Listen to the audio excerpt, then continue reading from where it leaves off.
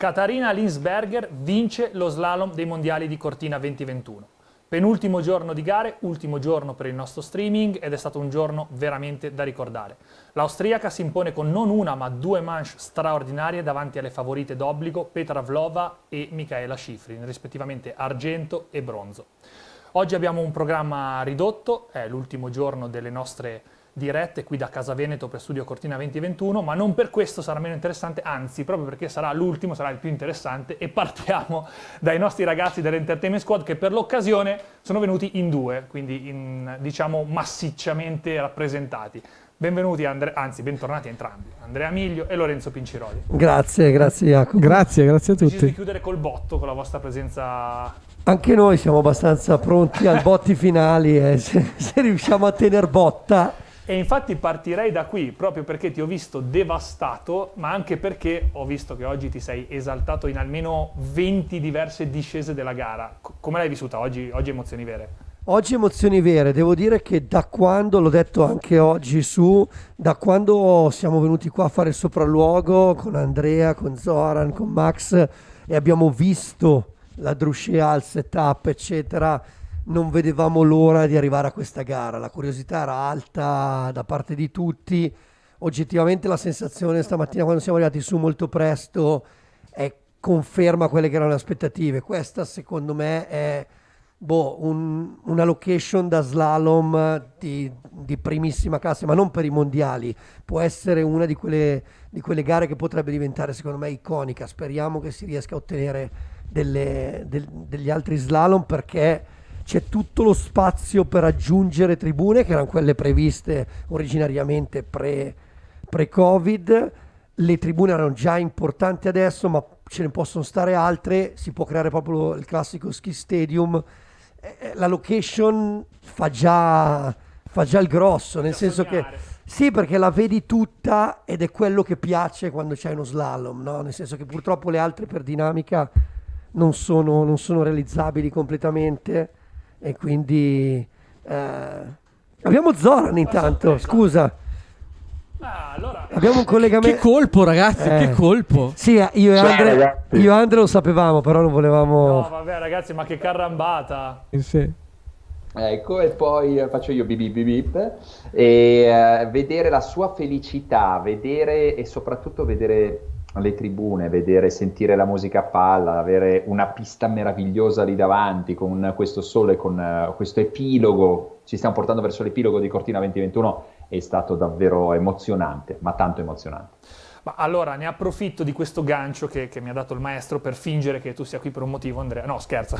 Ma in realtà per fare... te lo do io il gancio. Lui è vestito così ancora l'outfit perché Andrea è venuto giù poco prima di Zoran dalle prove di cerimonia di domani, e Zoran è impegnato in una serie di riunioni proprio per quello, quindi in realtà il gancio è più che lineare. È più che giustificato, no? Ah, quindi non è per moda che sono vestito. Ah no. Spero di no. Io lo sapevo che invitarne più di due era drammatica, però te lo sei andato a cercare. È l'ultimo giorno, ci voglio provare. No, Andrea, una cosa che volevo chiedere a te è, giustamente Zoran ha cominciato a parlare un po' di bilanci. È vero che manca un giorno, e per un atleta un giorno è tutta la vita, soprattutto quelli che saranno coinvolti, però si comincia anche un po' a tirare le somme. Dal tuo punto di vista sei soddisfatto? C'erano dei punti interrogativi? Mi sembra che siano diventati quasi tutti punti esclamativi. Andiamo via con una valanga di punti esclamativi, con dei grandissimi sorrisi. Ha funzionato tutto in maniera impeccabile ed era qualcosa che davvero prima non era così detto. Prima di tutto perché organizzare una manifestazione così grande di per sé presenta una serie di punti interrogativi. Dall'altra parte una situazione come quella che stiamo vivendo aggrava notevolmente questo, fino a far cancellare una serie di eventi. Noi, oltre ad aver fatto parte di uno staff che ha confermato un evento di caratura mondiale, l'abbiamo anche portato praticamente a termine in maniera fantastica, e oggi è stato un giorno dove non è che abbiamo cominciato a rilassarci, ma abbiamo cominciato a prendere la consapevolezza che è stato un gran mondiale, sono volati grandissimi bei sorrisi alla fine di una giornata veramente lunga, molto bella, molto emozionante, finita con le prove della cerimonia di chiusura che ci sarà domani, che stiamo facendo insieme a Zoran ed è il motivo del mio fantastico outfit che vedete appena sceso dalle piste, e quindi questo è il tutto, seguito da 500 milioni di telespettatori nel mondo, per cui insomma un filino di pressione poteva anche però non è esserci. male. No, non è male, non è Suona male. bene. Quello che dico è che ne abbiamo parlato anche su oggi, approfittando anche di quello che diceva prima Zora, la Ando, grande successo per il Giappone, un risultato storico, era ottava dopo la prima manche, quando è arrivata era proprio trionfante per essere arrivata top 10 ai mondiali, una cosa storica. Ne abbiamo approfittato per lanciare un po' il link sulla consapevolezza di cui parlava Andrea. C'è stata da parte di tutti, forse proprio in quel momento lì, il pensiero dell'Olimpiade, nel senso che è una sorta di passaggio di testimone all'interno di quest'era pandemica. Ci siamo detti, noi abbiamo fatto tante cose, adesso Tokyo 2020, perché si chiamerà ancora così. Guai a chiamarla Esatto. Tokyo 2020 in maniera diversa. Tokyo 2020 potrà, si spera, attingere anche dalla nostra esperienza, dal fatto che è esistito un evento con più di 70 nazioni, tutti i protocolli, le procedure, e quindi magari possiamo essere anche, diciamo, apripista noi per loro, no? Di alcune cose. Quindi questo credo sia un grande orgoglio e una grande soddisfazione per tutti quelli che hanno lavorato qui dietro le quinte per l'Italia. Mi fa piacere che tutte e tre abbiate trattato il tema dello spirito, che sembra una banalità ma assolutamente non lo è. Nel frattempo salutiamo Zoran, che è caduto non in battaglia ma è caduta la linea, è preso tra 1000 riunioni, anzi grazie di essere Secondo me conoscendolo ci ha messo giù perché aveva dell'altro da può fare. essere, resta nei nostri pensieri suo Regno dei Cieli. No, mi ricollegherei a una cosa che avete detto tutti, perché trovo che sia molto interessante e che secondo me oggi si sia espressa a tutti i livelli. Avete citato Lando, verissimo, bellissimo, penso arriva giù che sia già quarta o terza addirittura, quindi già sa che non Sì. neanche avrà comunque perso posizione rispetto alla prima match ed esulta.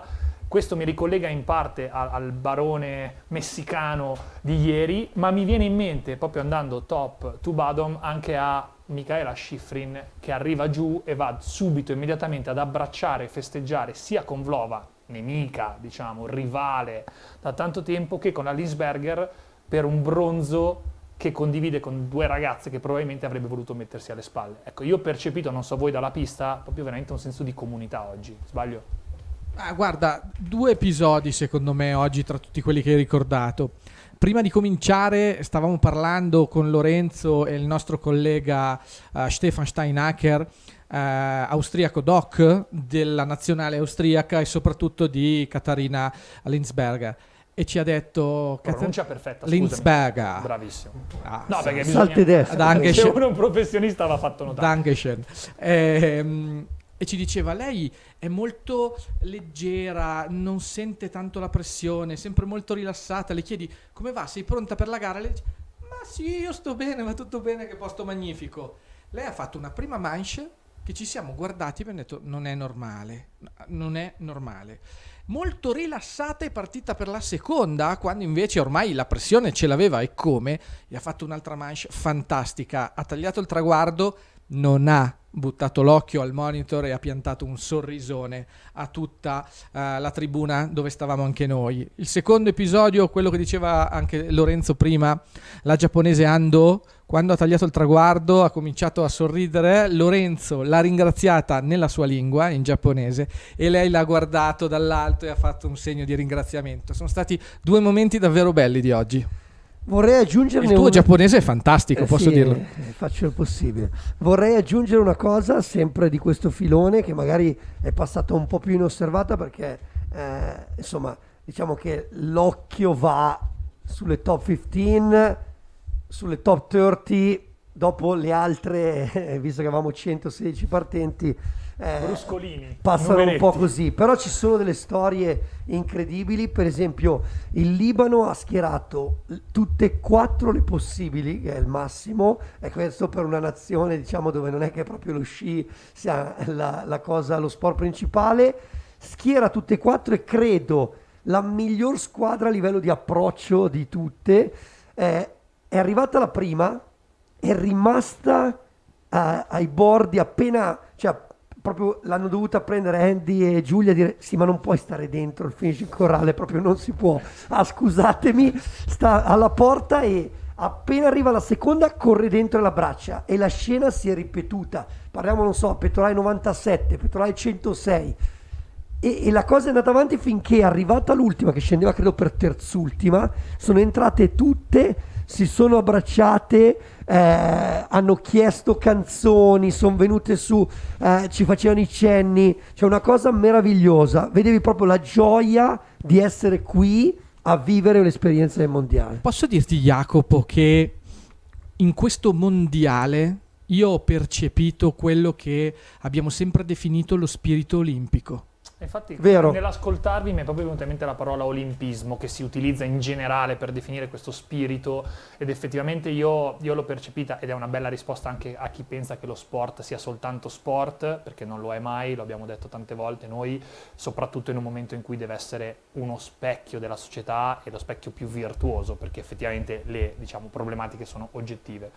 Non posso non chiederti un passaggio sulla gara in sé dal punto di vista tecnico, perché questo è bello e per noi è la copertina. Resta comunque quella di oggi un capitolo anche tecnico pazzesco. La Linsberger ha fatto una prima manche clamorosa. Non dico che non ce la saremmo aspettata così, ma un conto è scendere prima, un conto è scendere 30esima con una pista completamente diversa, vedere la Shiffrin o la Vlova attaccare ma non così tanto e vedere poi lei alla fine continuare a guadagnare dal punto di vista tecnico, io l'ho trovata clamorosa oggi. Allora, sicuramente la performance di Linsberger, come spesso è successo in questo mondiale, soprattutto la prima, diciamo che c'è, passatemi il termine, un po' sfuggita per il momento in cui è avvenuta, nel senso che la prima che scende non hai riferimenti, non hai niente, guardi il tracciato, la pista è nuova, quindi non solo il tracciato, quindi ci sono tutte queste varianti e tutti ci siamo guardati e abbiamo detto ha fatto il garone, però non ti sei reso conto come altre volte, hai capito di quanto garone sia. Quando E poi sono pian scese piano- 4-5 esatto, ci siamo, iniziano a scendere, abbiamo cominciato a 4-5 guardarci del mondo e a parte Vlova le altre sono a un secondo. Dici aspetta un momento, allora molto di più di quello che pensavo, quindi la prima l'hai realizzata a posteriori, un po' come Shiffrin nella Sì. seconda di combinata, no? Che è passata indenne dove poi dopo sono uscite in 20, cioè la curva, la porta dove è uscita la Fede, sono uscite in 15, se adesso vado a conti così, e sono sempre tra le più forti del mondo, non è? La Shiffrin è passata come se niente fosse, però in quel momento non te ne sei reso conto. Linsberger secondo me è proprio la seconda che fa la storia, perché voglio dire, e qui visto che mi hai chiesto un aspetto tecnico, io non sono sicuramente tecnico, però un po' di occhio ormai ce l'ho. Vlova, Shiffrin, Linsberger fanno comunque, cioè dimostrano che fanno un altro sport, nel senso che c'è proprio un gap, perché loro, come hai detto tu, pista che ha visto scendere 116 la prima manche, chiaro il tracciato poi viene leggermente spostato, però la pista è quella, Provata ci sono dei comunque, tratti certo, che si sovrappongono fisiologici, riscendono 27 nella seconda con una temperatura elevatissima, quindi ancora un applauso agli uomini di pista, perché oggi era veramente difficile, c'erano 10 gradi, cioè una situazione abbastanza improbabile. A parte la Slokar, tutti gli altri non riescono più a capirci niente, oggettivamente, cioè perdono ogni intertempo. Loro tre non perdono, cioè nel senso fanno ancora uno step ulteriore. Vlova strepitosa, cioè riesce a mettere un gap, probabilmente aveva anche l'illusione di aver vinto, l'avevamo forse tutti. Sì, raramente l'ho vista io così contenta dopo una sua performance con la gara non ancora finita. Ha dato proprio la percezione di dire ce l'ho fatta. Sì, ce l'ho fatta, ho battuto il Shiffrin che aveva fatto già un'altra manche incredibile e poi ti arriva Linsberger e fa miglior tempo scendendo la 30esima. Questo non so, lo storico non è proprio una cosa che succede spesso e guadagna altri 70 centesimi da quella Vlova. Beh, Linsberger si porta via 2 ori e diventa a tutti gli effetti la rivelazione di questo campionato. Forse il suo atteggiamento mentale di cui parlavamo prima l'ha aiutata. tantissimo, L'ha aiutata. tantissimo. Mi piace che tornino sempre collegamenti ipertestuali che sapete a me fanno andare matto, quello che tu descrivevi come diciamo la solitudine di chi parte per primo, perché non ha, è proprio la solitudine dei numeri primi, cioè chi parte per primo può fare la gara della vita, la manche della vita, ma non hai idea di qual è il riferimento che dai agli altri, diventi tu il riferimento e non è assolutamente scontato né la prima né la seconda manche. Io chiuderei perché devo chiudere, non perché vi voglia mandare vabbè, via, ci mancherebbe. chiuderei con una domanda un po' più personale. 15 giorni, tra tutto, più tutti quelli precedenti che neanche nominiamo, che cosa vi portate via personalmente, Andrea e Lorenzo, da questa esperienza? Un fantastico bagaglio di emozioni, una valanga di amici che avevo solo avuto pochi momenti per stare insieme, e una valanga di esperienze fantastiche ogni giorno, perché ogni giorno è stato un'avventura, ogni giorno è stata un'emozione, ogni giorno c'è stato qualcosa da percepire, qualcosa da risolvere, qualcosa di cui gioire. Questo fa sì che dopo 15 giorni, secondo me, siamo diventati davvero forti, un team davvero forte che ha dimostrato di sostenere pressione, che ha dimostrato di sostenere un grandissimo contatto con i media, un'esperienza che va molto al di là del lavoro in sé, di cui sono molto grato alla Fondazione Cortina 2021, ma soprattutto, come ci siamo detti prima, quando avevamo ancora la divisa, è qualcosa che io porterò nel cuore, proprio dove sulla nostra divisa c'è il logo di Cortina 2021. Difficile aggiungere. Difficile raggiungere, difficile superarlo. Provo a buttar lì solo una sensazione. Non mi sono forse mai sentito così vicino ad altre persone del team, pur essendo sempre stato lontano fisicamente di più. Cioè, negli altri eventi ci sono dei momenti collettivi fisici, molti anche ripetuti dai meeting, da magari qualche momento di svago. Qua no, però questa cosa ha rafforzato, cioè anche persone che abbiamo visto solo tramite schermo, o addirittura ruoli e persone che per la dinamica non abbiamo visto ma con cui siamo in contatto, quindi magari ti sei scambiato qualche messaggio eccetera, le ho sentite molto vicine. Cioè ne esco che con alcune persone che magari non ne visto né sentito ma so che ci sono, mi sento molto vicino, perché abbiamo vissuto una cosa surreale, siamo stati pochi ma buoni testimoni di qualcosa di storico e che tutti quanti abbiamo aiutato a fare mettendo il nostro mattoncino. Quindi lo spirito di squadra, che tu conosci bene anche per il nostro background, nonostante ci sia una distanza, cioè è una cosa un po' strana, Vale cioè non sei i 300 spartani gomito a gomito, ma lo sei nel costrutto generale. Quindi è una cosa strana che però secondo me è un'altra bella cosa da metabolizzare. Assolutamente, ragazzi, io vi ringrazio di cuore, vi Grazie ringrazio a te. anche personalmente Grazie a te. e a Grazie. nome di tutta l'Entertainment Squad. So che avete fatto un sacco di viaggi, corse, c'è chi si è collegato dai pulmini, quindi grazie per aver portato la vostra voce anche dentro Casa Veneto. Grazie a te, Grazie a te. tutti. Grazie. Allora io rinnovo il ringraziamento all'Entertainment Squad, mentre nel frattempo con i nostri potentissimi effetti speciali di Casa Veneto facciamo l'ultimo cambio di queste 2 settimane.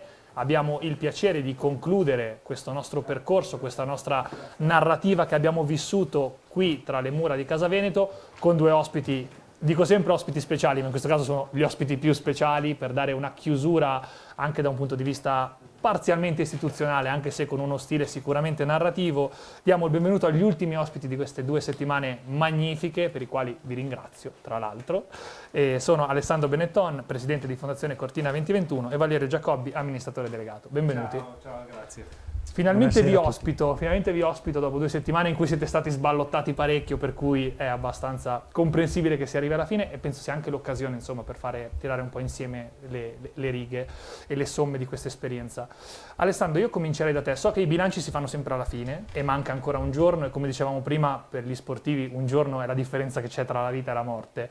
Però per noi questo è l'ultimo giorno da Casa Veneto, e vorrei chiedere a te un bilancio, un pensiero generale su queste 2 settimane.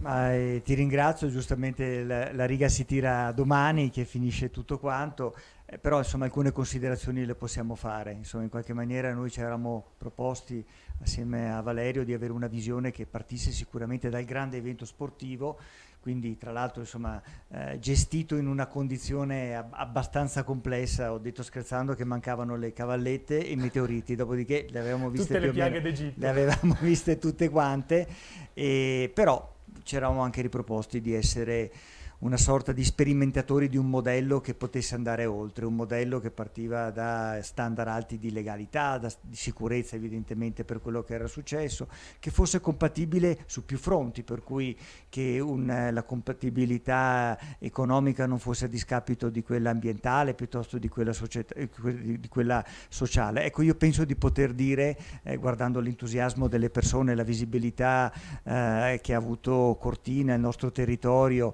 soprattutto questo spirito che appunto è stato ben raccontato anche e romanzato, no? Di questo effetto palla di neve che avevamo nel cuore dal giorno 1, io penso di poter dire che siamo riusciti a ottenerlo. Sono assolutamente d'accordo, anche avendola vissuta dall'interno, perché effettivamente posso solo che confermare che quello che stava raccontando Lorenzo con tanta passione penso l'abbiano provato tutti, delle distanze fisiche proprio di protezione, naturale diciamo difesa dalla situazione attuale, però ci hanno forse per assurdo quasi avvicinato anche di più. E Valerio, volevo chiederti dal punto di vista più organizzativo, sicuramente sono state tante le sfide da affrontare, qual è la vittoria di cui vai più orgoglioso? Beh, la vittoria credo sia proprio quella di aver fatto questo evento, di averlo fatto mettendo insieme una squadra che, proprio come dicevi tu, è una squadra che è partita piccolina, è partita un pochino distanziata, ma poi alla fine si è concentrata in questi 30 giorni in cui sono state fatte veramente delle cose miracolose, una squadra che ci ha messo passione, che ci ha messo professionalità, che ci ha messo proprio il cuore.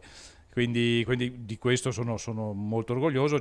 Abbiamo lavorato tanto, abbiamo programmato molto, ma poi alla fine gli eventi e il calore si fa con la spinta finale e c'è stata tutta. Abbiamo ancora un giorno domani molto importante, ma direi che fino a qui tutti i ragazzi hanno dato veramente una grande spinta e un grande contributo. Sicuramente è un momento in cui ci si concede anche un po' di orgoglio, sano e naturale direi, per quello che è stato portato a termine. Mi chiedo, in tutto questo processo organizzativo, quanto è stato importante essere pronti tante volte a cambiare piano B, piano C, a seconda delle esigenze, per poi portare a termine quella che era l'idea generale.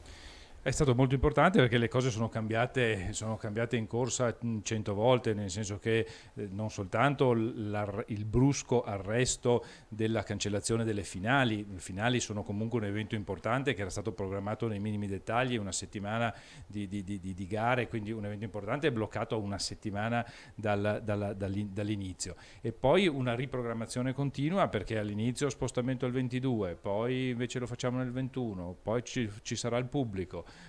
Poi tolto il pubblico, quali sono i protocolli, quindi veramente è stato necessario ripensare, avere sempre un piano B, un piano C, spingere sulle cose che si potevano fare. Uno degli grandi spostamenti che abbiamo fatto è proprio stato quello verso la comunicazione, quindi quando abbiamo capito che non c'era la possibilità di avere pubblico, abbiamo spinto sulla comunicazione, per trovare il modo di far vivere comunque l'esperienza a quante più persone possibili, anche appunto attraverso i canali social, attraverso la comunicazione. Ne parlavamo prima, più di 500 milioni di persone raggiunte, è veramente un dato che mette quasi i brividi.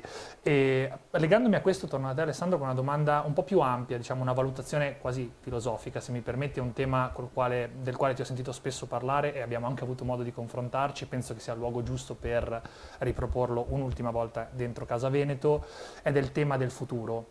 Questo evento chiaramente porta con sé una legacy e penso che si vinca nel momento in cui non si esaurisce in queste 2 settimane. Beh, questa è una speranza, insomma, questo effetto palla di neve che vogliamo viverlo, questo momento sicuramente di gioia e soddisfazione come uno dei primi rotoli che farà questa palla di neve. Questo è possibile grazie a questa squadra che è stata messa assieme, che ha permesso anche a me di fare una bella figura, e una squadra che ha condiviso tanti elementi, quello di saper trovare il piano A, B, C e D. A un certo punto ero preoccupato che finissimo l'alfabeto perché sembrava che non ci fossero più lettere per noi, ma una squadra che però ha trovato anche questo tipo di coesione attraverso degli innesti di tecnologia. Per esempio, noi faremo vedere dei dati che dimostrano che dal punto di vista del mettere assieme la lettura dei dati, il numero di tamponi, la sicurezza, insomma questo lavoro di cui ci viene riconosciuto, ci è stata riconosciuta l'efficacia, è passata attraverso anche la tecnologia,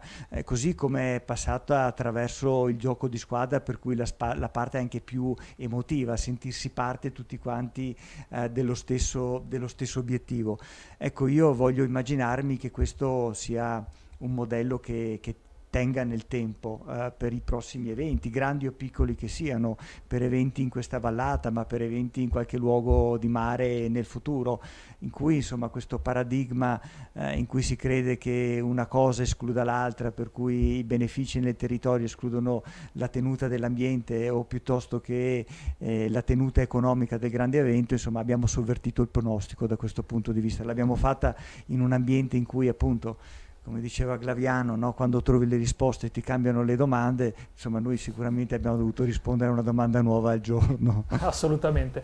Io a scuola manco da un po', anche se ci tornerei volentieri di corsa, perché col senno di poi sono stati gli anni più belli. Oggi non posso negare che un po' la sensazione di ultimo giorno di scuola ci sia, per me, almeno personalmente, un po' di vuoto ci sarà, è normale. Cosa c'è dopo?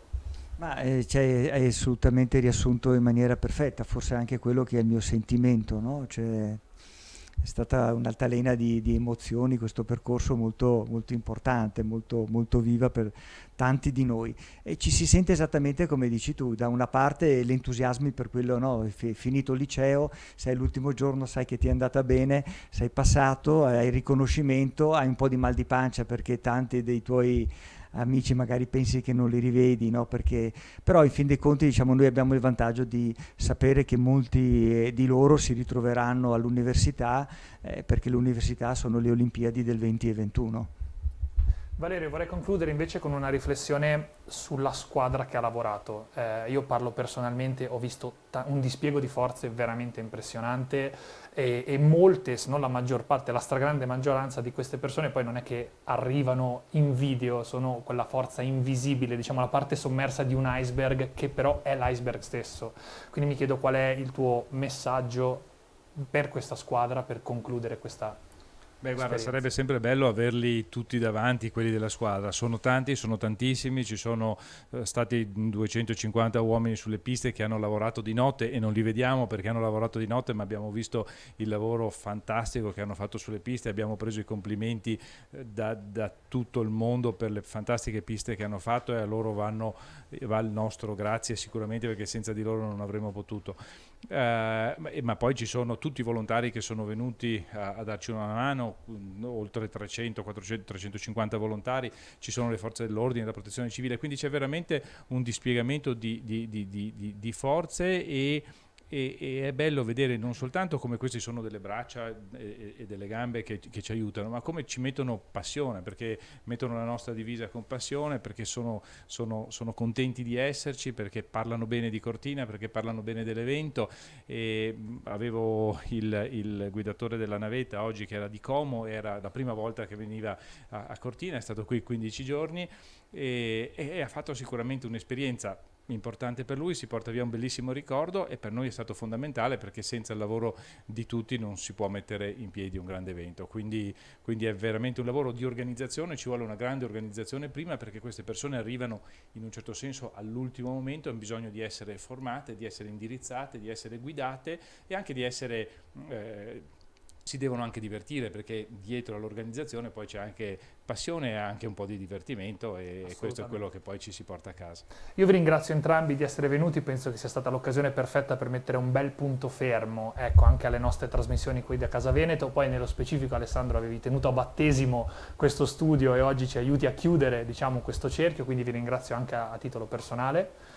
E con questo noi concludiamo le nostre trasmissioni, queste 2 settimane bellissime da Casa Veneto. Vi ricordo, continuate a scaricare l'app, a seguire sui social, perché i mondiali non sono finiti, domani c'è una grande gara, lo slalom, quest'anno in stagione 7 vincitori diversi, magari domani celebreremo l'8º. Grazie mille.